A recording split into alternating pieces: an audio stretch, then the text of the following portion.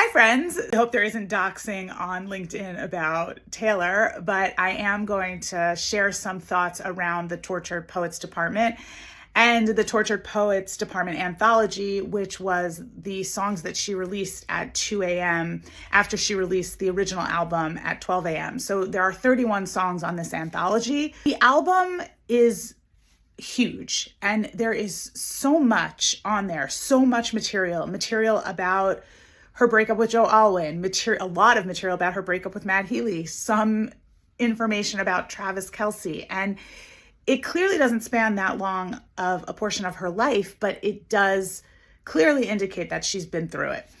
And some of the songs are brilliant. I mean, they're beautiful.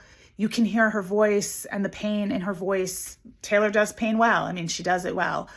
And then there are the songs that are like, should have been left on the studio floor, or maybe they were the kind of things that you would release later on in your career and say, here's where I was going with my musical thinking.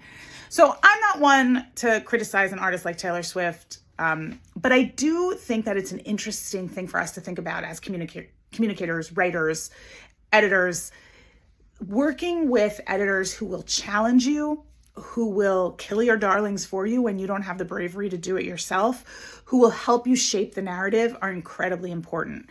So in this particular case, Taylor really worked with producers she's worked with in the past, and it feels like maybe they're not saying no to her enough. They're not saying to her, maybe this doesn't need to be on the album.